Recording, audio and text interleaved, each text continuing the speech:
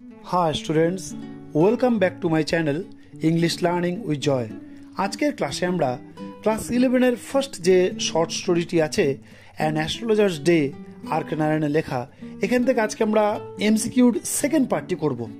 আমরা প্রিভিয়াস ক্লাসে অ্যাস্ট্রোলজার্স ডেটাকে আমরা শেষ করেছি এবং তার আগের একটি ক্লাসে আমরা 4টা ক্লাস হওয়ার পরে কিছু এমসিকিউ নিয়ে আমরা ডিসকাস করেছিলাম। আজকের ক্লাসে আমরা পুরো গল্পটির উপরে এমসিকিউগুলোকে সলভ করব।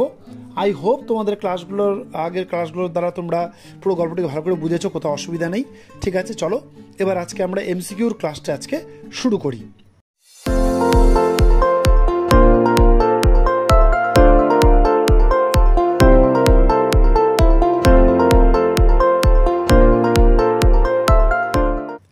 নাম্বার 1-এ দেখো দেওয়া আছে হেয়ার জুটকা ড্রাইভার্স মিন্স, মানে এখানে জুটকা ড্রাইভার্স বলতে কি বলা আছে? Option number A bullock cart, B horse carriage, C lorry. তাহলে আমরা জানি অ্যান্সারটি হবে বা সঠিক অ্যান্সারটি হবে B horse carriage. Number 2 cars hooted on the road. Here hooted represents, বলছে cars hooted on the road. এই যে এখানে হুটেড, এ হুটেড কি বলছে? A blow horn, B giving quick brakes, C making noise by its wheels. Okay, তাহলে আমরা জানি এর সঠিক উত্তরটি হবে হুটেড মানে হলো option number A blow horn. Number 3 here puffing out means, মানে এখানে পাফিং আউট বলতে কি বোঝানো হয়েছে? দেখো 3টা অপশন দেওয়া আছে, releasing smoke, number B making harsh noise, number C none of the above. ঠিক আছে, তাহলে পাফিং আউট পাফিং আউট মানে হলো option number A releasing smoke. Okay, number 4 here take your anna back. The astrologer want to return that anna because, বলছে এখানে বইয়ের একটি line দেওয়া আছে here take your anna back, আপনি আপনার আনাটি ফেরত নিয়ে নিন। The astrologer want to return that anna because, অ্যাস্ট্রোলজারটি তার বা সেই আগন্তুকের আনা বা সেই পয়সাটি ফেরত দিতে চাইছিল, কারণ কি?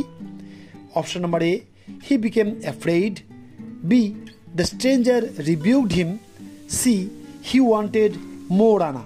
তাহলে আমরা জানি সঠিক অ্যান্সারটি হবে option number A he became afraid. Number 5 how much money at last they settled to begin that challenge, মানে কত টাকা শেষ পর্যন্ত তাদের মধ্যে ঠিক হলো ওই চ্যালেঞ্জটি তারা দুজনে গ্রহণ করবেন বলে। Option number A rupee, B 12.5 anna, C 5 rupees. তাহলে আমরা জানি অ্যান্সারটি হবে নাম্বার এ রুপি, 1 টাকা তাদের মধ্যে ধার্য হয়েছিল। Number 6 after a good deal of haggling the other agreed. Here the word haggling means, মানে বোর্ড থেকে একটি লাইন দেওয়া আছে, দেখো after a good deal of haggling the other agreed. Here the word haggling means, মানে এখানে hagglings বলতে কি বোঝানো হয়েছে? A bargaining, B reflecting, C annoying. তাহলে আমরা জানি হ্যাংলিংয়ের সঠিক উত্তরটি হবে option number A bargaining. Number 7 which of the following is true to the place where an astrologer transacts his business, মানে নিচের যে অপশনগুলো দেওয়া আছে সেটা কোনটি সঠিক যেই জিনিসগুলো দ্বারা অ্যাস্ট্রোলজারটি যেখানে ব্যবসা করছিল সেই ব্যবসাটি সে খুব সুন্দর করে সে চালাচ্ছিল। নিচে যে অপশনগুলো দেখো দেওয়া আছে, number A সার্জিং crowd moves up and down all the day along the path. Number B, it is a place where variety of businesses are transacted. Number C, all these are true. ঠিক আছে, তাহলে দেখো এখানে 3টা যে option দেওয়া আছে তার মধ্যে সঠিক উত্তরটি হবে number C all these are true, মানে আগের যে এ আর বি দুটো যে অপশন ছিল দুটো অপশনই ঠিক, তাই অ্যান্সারটি হবে number C all these are true, সবগুলোই সত্যি। এরপরে নাম্বারটি হলো number 8 which of the following is not true to Narayan's astrologer. R K নারায়ণের যে অ্যাস্ট্রোলজার কথা এখানে বলা আছে, সেইখানে তার সাথে কোন জিনিসটি খাটে না বা কোন জিনিসটি সঠিক নয় অপশনের দ্বারা। Number A, he knows nothing of the stars and planets. Number B, he carries his business with help of practice and shrewd guesswork. Number C, clients do visit him rarely. তাহলে আমরা জানি এখানে সঠিক অ্যান্সারটি হবে number C, clients do visit him rarely. Okay, number 9 dash dash dash দেখো দেওয়া আছে, has compelled an astrologer to leave his native place. মানে কোন জিনিসটার জন্য অ্যাস্ট্রোলজার বাধ্য হয়েছিল তার নেটিভ প্লেস, যেখানে নাকি তার জন্ম হয়েছিল সেই জায়গাটি বা তার গ্রামটি তাকে ছেড়ে আসতে। মানে নিজের গ্রামটি বা নিজের জন্মস্থান ছেড়ে আসার জন্য কোন জিনিসটি তাকে বাধ্য করেছিল? Option number A, poverty in the family. B, his love affair. Number C, his attempt of murder. তাহলে আমরা জানি পুরো গল্প শেষে আমরা বুঝতে পেরেছি এটা অপশনটি হবে বা সঠিক অ্যান্সারটি হবে number C, his attempt of murder. এর পরের নাম্বারটি দেখো, with which of the following fashion the astrologer opens his conversation with his client. মানে অ্যাস্ট্রোলজারটি বা আমাদের অ্যাস্ট্রোলজারটি কোন জিনিসটির দ্বারা সে নিজের ক্লায়েন্টের সাথে সে কথাবার্তা বলা সে শুরু করে, বা নিজের ব্যবসাটি কোন একটা ক্লায়েন্টের সাথে কীভাবে সে শুরু করে? Option number A, gazing the hand of the client. Number B, asking the question as, is there any woman in your family?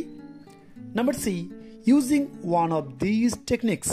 তাহলে আমরা জানি সঠিক অ্যান্সারটি হবে number B, asking the question as, is there any woman in your family? তাহলে এই জিনিসটি বলেই কিন্তু অ্যাস্ট্রোলজার যে কোনো ক্লায়েন্টের সঙ্গে নিজের ব্যবসাটি শুরু করত। Number 11, which of the following is true two গুরু নায়ক। গুরু নায়কের জন্য নিচের অপশনগুলোর থেকে কোন জিনিসটি সত্যি গুরু নায়কের দিক থেকে? Option number A, once he was taken to be dead. Number B, the knife had passed through him. Number C, all these are true. তাহলে অপশনটি হবে number C, all these are true.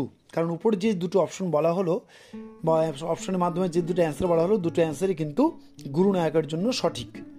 Okay, number 12, as the astrologer tells the rascal whom Guru Nayak 6 died. ঠিক আছে, তাহলে তার মানে কি, as the astrologer tells the rascal whom Guru Nayak 6 died. মানে অ্যাস্ট্রোলজারটি যেভাবে নাকি গুরুনায়ককে বলেছিল যে গুরুনায়ককে যে নাকি মারতে এসেছিল সে কতদিন আগে মারা গেছে? Option number A month ago. Number B, 4 months ago. Number C, 6 months এগো। তাহলে আমরা জানি সঠিক অ্যান্সারটি হবে নাম্বার বি, 4 months এগো। 4 মাস আগে মারা গিয়েছিল বলে গুরুনায়ককে অ্যাস্ট্রোলজার বলেছে। Number 13, pick out from the following an advice of the astrologer to Guru Nayak. নিচের 3টি অপশন দেওয়া আছে, নিচের 3টি অপশনের থেকে গুরু নায়ককে অ্যাস্ট্রোলজার কোন জিনিসটি উপদেশ দিয়েছিল? Option number A, pray the almighty daily. Number B, pass time in meditation.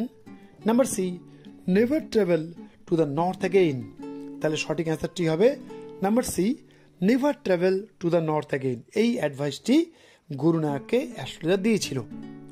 Number 14, pick out the amount given by Guru Nayak to the astrologer. মানে নিচের 3টি অপশনের থেকে সঠিক উত্তরটি বের করো যে অ্যাস্ট্রোলজারকে গুরু নায়ক শেষ পর্যন্ত কত টাকা দিয়েছিল। Option number A, 12.5 annas. Number B, a rupee। Number C, 5 rupees। তাহলে আমরা জানি সঠিক উত্তরটি হবে number A, 12.5 annas. Number 15, what does the astrologer's wife intend to do with the money earned by her husband?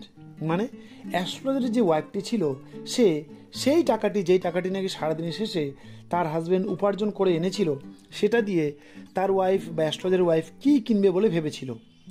Number A, invest in future liabilities.